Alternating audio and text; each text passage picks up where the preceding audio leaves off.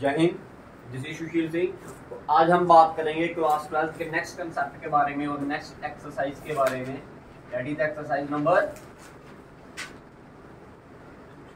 3 तो बात करते हैं कि इस एक्सरसाइज में सबसे पहले कंसेप्ट कौन सा यूज होगा। तो एक नया कंसेप्ट आया है, एक नई डेफिनेशन आई है, that is transpose of matrix.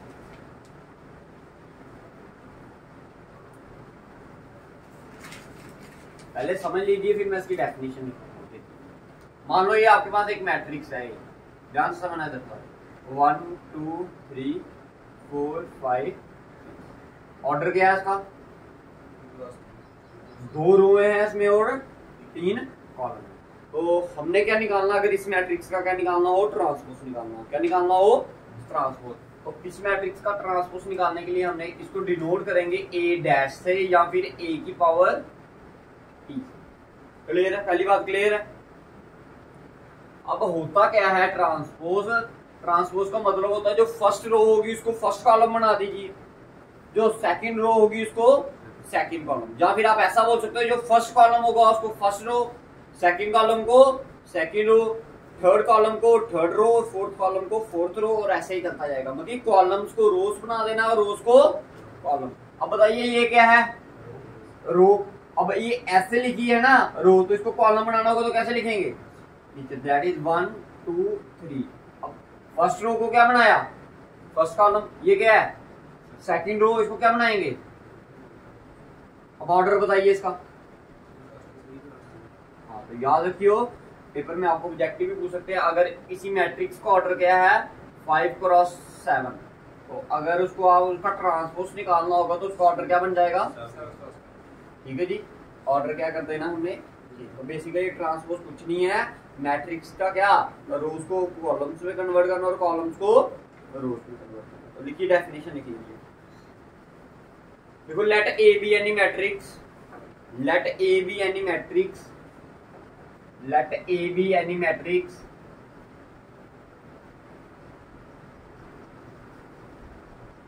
then its transpose is denoted by, then its transpose is denoted by a dash or a की power t, then its transpose is denoted by a dash or a की power t, and it is obtained by, and it is obtained by, and it is obtained by changing, and it is obtained by changing rows into column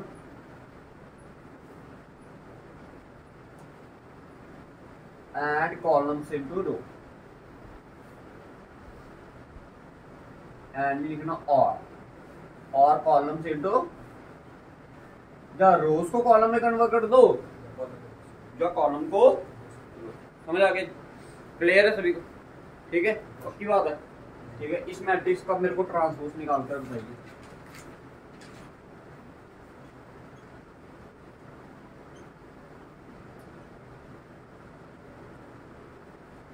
transpose निकालिए इस B matrix का सारे।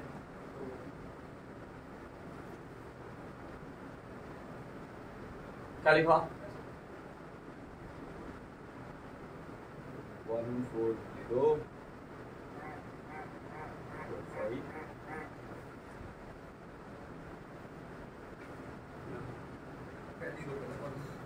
देखो ना क्या करना है इसको। ये first row, second row, third row, हो गया? ठीक है जी, समझ आया? ठीक है। अब 2 क्वेश्चन और देता हूँ आपको, उधर से 2 डेफिनेशन और लिखेंगे, इसका ट्रांसपोज भी निकालेंगे।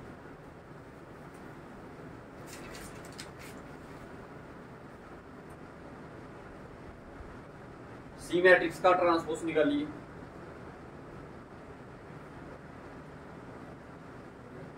क्या लिखा इसका? तो इसका निकालोगे तो आपका आएगा 1, ये फर्स्ट रो थी, फर्स्ट कॉलम बना दिया, ये सॉरी फर्स्ट कॉलम था, फर्स्ट रो बना दिया, सेकंड कॉलम था, सेकंड। देखिए सी का ट्रांसपोज निकालने के बाद फिर से क्या आ रहा है? सी आ रहा है, सी का ट्रांसपोज निकालने के बाद फिर से क्या आया सी, तो विच इज इक्वल्स टू सी।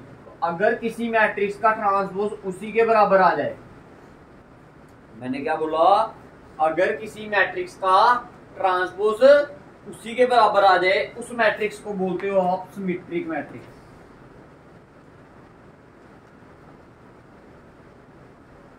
बताइए डेफिनेशन क्लियर है? डेफिनेशन क्लियर है भाई? ठीक है, अगर किसी मैट्रिक्स का ट्रांसपोज उसी के बराबर आ जाए उसे हम क्या बोलते हैं, सिमेट्रिक। तो डेफिनेशन लिख लीजिए। देखो, let A be any matrix, let A be any matrix, let A be any matrix, symmetric matrix की डेफिनेशन लिखिए। Let A be any matrix, let A be any matrix, be any square matrix लिखना, ठीक है, be any square matrix. Let A be any square matrix, then A is said to be symmetric. Let A be any matrix, symmetric matrix की definition है।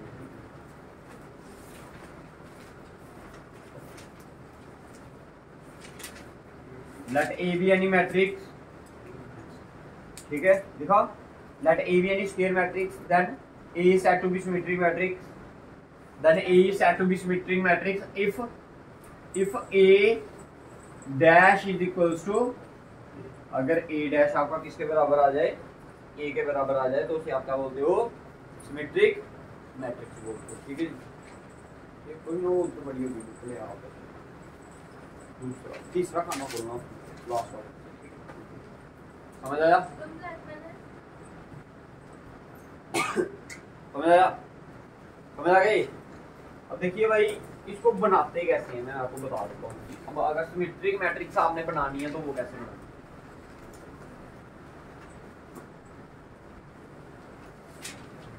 देखो, symmetric matrix के लिए सबसे पहली बात आपने याद ये रखनी है कि वो मैट्रिक्स आपकी क्या होनी चाहिए, स्क्वायर होनी चाहिए। क्या होनी चाहिए, स्क्वायर। अगर मैं पहले 2x2 वाली बनाकर बताता हूँ,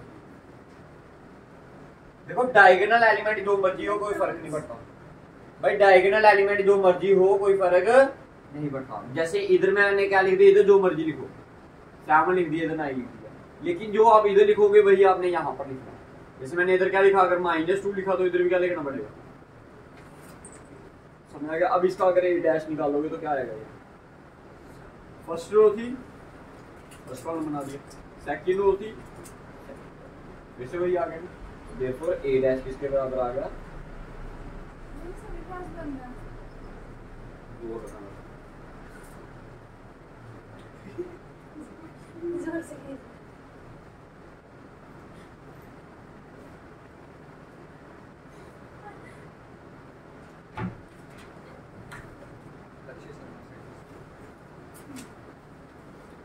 समझ आया? ठीक है, ठीक है। ये तो 2x2 वाली होगी, अभी पहले समझ लो फिर करना, ठीक है। देखो, अब 3x3 वाली होगी। मैंने पहले बोला डायगोनल एलिमेंट से मेरे को कोई फर्क नहीं पड़ता, क्योंकि वो अपनी पोजीशन चेंज नहीं करेंगे। बेसिकली होता क्या है, इधर ए आई जे किसके बराबर हो जाता है, ए जे आई। दैट मीन अगर इधर आपने क्या लिखा, सपोज 1 3 लिखा ना, तो इधर क्या होगा, 3 1 हो जाएगा, होगा। तो दैट मीन A1 3 और A3 1 क्या होंगे, दोनों बराबर होने चाहिए। क्या होने चाहिए, बराबर। जैसे मैंने लिखा A1 1, तो ये इसको चेंज भी करोगे तब भी क्या बनेगा, A1 1 ही रहेगा। अगर मैंने लिखा A2 3 का मतलब A3 2, तो ये दोनों एलिमेंट भी क्या होने चाहिए, भी बराबर होने चाहिए। तो डायगोनल एलिमेंट लिख दे 3x3 मैट्रिक्स के लिए, ठीक है। डायगोनल एलिमेंट बोल दो, कुछ भी लिखना, 4 इधर 9 लिख दिया, इधर -10 लिख दिया, ठीक है। अब एक एलिमेंट इधर इधर इधर इधर इधर इधर आएगा। अब इसको लिखना कैसे होता है ये भी समझते जाना भाई। मैंने आपको बोला ये कौन सी प्लेसमेंट है, A1 2, इसका उल्टा करोगे तो क्या आएगा, 2 1 का है ये, तो मतलब ये और ये दोनों क्या होने चाहिए, सेम। तो अगर इधर आपने क्या लिखा, -5 लिखा, तो इधर भी क्या लिखना पड़ेगा, ये कौन सी पोजीशन है, A1 3, तो इसका उल्टा क्या होगा, A3 1। तो यार मीन ये और ये दोनों क्या होने चाहिए, बराबर होने चाहिए। अगर इधर आपने क्या लिखा, 0 लिख दिया, इधर भी क्या लिखना पड़ेगा, ये कौन सी पोजीशन है, 2 3, तो इसको क्या बोलोगे, तो ये दोनों भी क्या होने चाहिए, बराबर। तो इसको अगर मैंने क्या लिखा, -1 लिखा, तो इसको क्या लिखना पड़ेगा। अगर इसका मैं अगर ट्रांसपोज करूंगा तो फिर से ये क्या आएगा, यही आएगा A4 -5 0 -5 9 और -1, फिर आपका आ गया 0 -1 और देखो A ट्रांसपोज किसके बराबर आ गया, A के बराबर आ गया ना। तो पेपर में कैसे आता, पहले आपको बोलते हैं कि डेफिनेशन से बताइए, जब डेफिनेशन होगी तो फिर आपको बोला जाता है क्या करने के लिए, फिर आपको बोलते हैं कि इसकी एग्जांपल दो। तो बच्चों को एग्जांपल उस समय बनाना नहीं आती, एग्जांपल कैसे बनानी है ये मैंने बता दिया, ठीक है। दो डेफिनेशन आपको क्लियर करवा दी मैंने, ठीक है। इसके बाद लिखिए स्क्यू सिमेट्रिक मैट्रिक्स की definition, skew symmetric SKEW।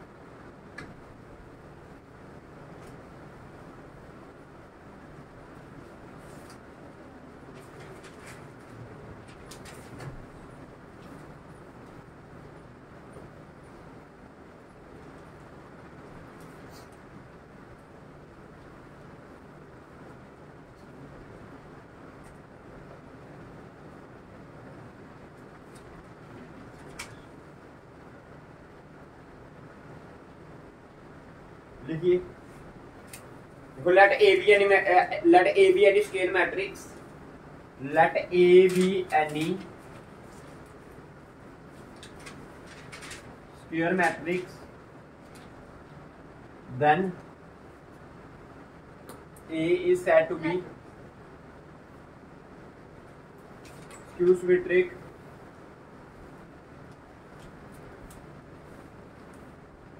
if A dash is equals to minus,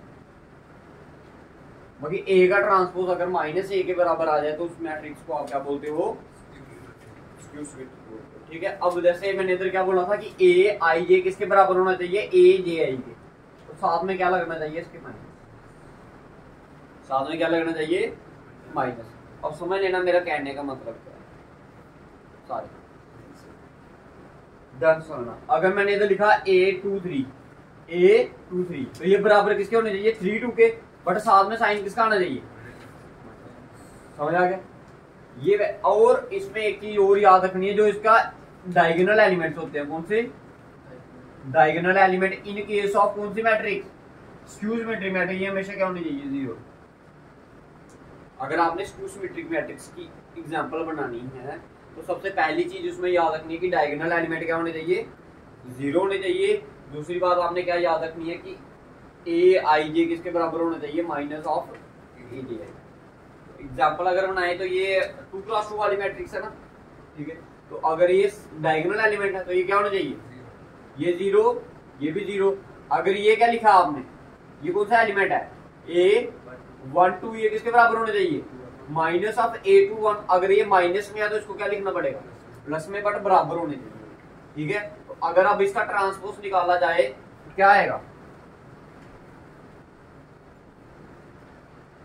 देखिए ध्यान से, ये आ गया A dash is equals to, देखो ये फर्स्ट रो थी, इसको फर्स्ट कॉलम बना दिया, ये सेकंड रो थी, इसको सेकंड कॉलम। तो देख रहे हो आप कि इधर क्या आ रहा है, 0 की जगह पर 0 आ रहा है, 2 की जगह पर -2 की जगह पर 2 आ रहा है, 2 की जगह पर -2 आ रहा है, तो इधर फिर से क्या है 0। तो मैं अगर इसमें से माइनस बाहर निकाल लूं तो पीछे क्या बन जाएगा, ये 0 का प्लस लगाओ माइनस लगाओ कोई फर्क नहीं पड़ेगा। ये प्लस का 2 था तो ये क्या बन गया, माइनस का 2, ये सॉरी प्लस का था तो माइनस का बन गया, ये माइनस का तो प्लस का, ये 0 और 0 ही रहा। अब देखो ये कौन सी मैट्रिक्स बन गई, ये बन गई। क्लियर है, समझ आया सभी को, समझ आया सभी को भाई, ठीक है। अब 3x3 वाली एक फिर आप खुद बनाओ, ठीक है सारे।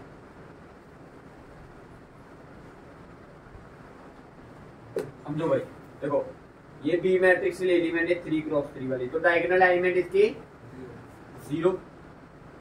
क्लियर है, डायगोनल एलिमेंट क्या आ गए 0। अब बताओ इधर कौन सा एलिमेंट लिखूंगा, क्या लिखूंगा इधर, लिख दे, क्या लिखूंगा, तो इधर क्या लिखना पड़ेगा, 10 या माइनस। बाकी पहले आप इधर सेम वैल्यू लिख सकते थे, लेकिन अब जो भी लिखोगे उसका नेगेटिव लिखना।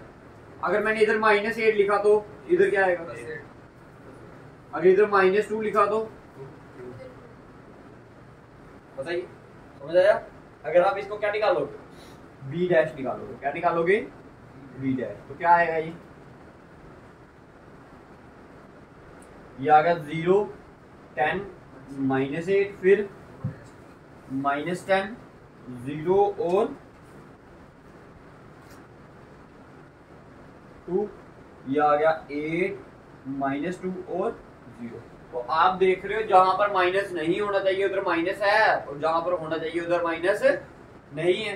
तो आपने क्या निकाला है, इस बी डैश में से माइनस बाहर निकाल लिया, तो ये आ गया 0 -10 और 8, फिर आ गया 10 0 -2 -8 2 और 0। तो इसी मैट्रिक्स को आप क्या बोलते हो, बी मैट्रिक्स।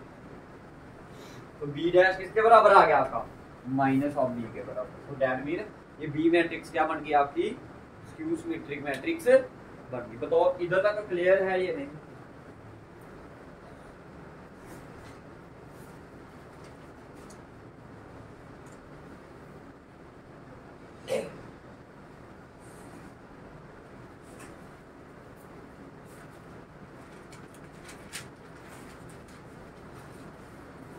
क्लियर है भाई।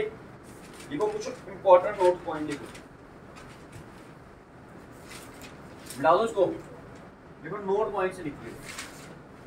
मैं आपको एक मैट्रिक्स देता हूं, आपने उसका क्या निकालना है, डबल ट्रांसपोज निकालना है। क्या निकालना है, 2 बार ट्रांसपोज करना है उसको। क्या करना है, 2 बार ट्रांसपोज। एक मैट्रिक्स लिखवाने जा रहा हूं।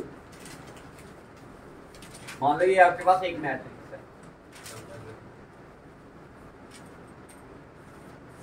निकालिए इसका क्या निकालना, डबल ट्रांसपोज। डबल ट्रांसपोज को रिप्रेजेंट कैसे करते हैं, ऐसे करते हैं। अब 2 बार ट्रांसपोज करना पड़ेगा, पहले एक बार ट्रांसपोज करो, जो उसका आंसर आएगा उसको फिर से ट्रांसपोज करना। करो उसको, करो ट्रांसपोज। ट्रांसपोज का मतलब होता है रोज को कॉलम में लिख दो, कॉलम्स को रोज में लिख दो, ठीक है।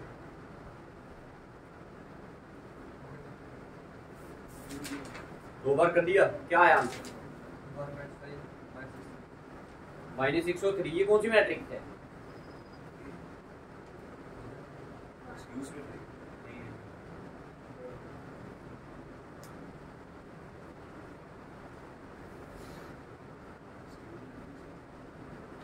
देखो भाई डबल ट्रांसपोज किया ना आपने। अब देखो डबल ट्रांसपोज, पहले सिंगल ट्रांसपोज करो उसको एक बार किया तो क्या आया, 1 -5 -6 और 3। अब हमने करना क्या है, बेसिकली डबल ट्रांसपोज। एक ट्रांसपोज और क्या करना पड़ेगा, और करना पड़ेगा। तो इसको फिर से ट्रांसपोज करोगे, 1 -6 -5 और 3। अच्छा बताओ 1 -5 -6 और 3 क्या थी, ए मैट्रिक्स। तो आपने याद रखना, अगर किसी भी मैट्रिक्स का डबल ट्रांसपोज करोगे तो वो किसके बराबर आ जाएगा, सेम उसी मैट्रिक्स के बराबर आ जाएगा। तो ये फर्स्ट नोट पॉइंट था, क्या था, फर्स्ट नोट पॉइंट। क्लियर है भाई, क्लियर समझ आया मैंने क्या बताया, ठीक है। अब देखिए दूसरा पॉइंट इसका समझने वाला क्या है। देखो अगर बाई चांस आपको ना भी बनाना है ना सिमेट्रिक और स्क्यू सिमेट्रिक, अगर आपके पास कोई भी एक ए मैट्रिक्स दी है, क्या दी है, ए मैट्रिक्स। ध्यान से समझना इधर कंसेप्ट सारे। अब आपके पास क्या दी है, एक ए मैट्रिक्स दी है। आप क्या करो, उसका ए ट्रांसपोज निकाल लो। क्या कर लो, ए ट्रांसपोज। अगर आप ए ट्रांसपोज को उसी मैट्रिक्स के साथ क्या कर दोगे, ऐड कर दोगे, तो जो मैट्रिक्स आपके पास आएगी ना वो आपकी मैट्रिक्स होगी सिमेट्रिक मैट्रिक्स। कौन सी मैट्रिक्स होगी, सिमेट्रिक मैट्रिक्स। समझ आया मैंने क्या बताया, ठीक है। दूसरा पॉइंट लिखिए इसका,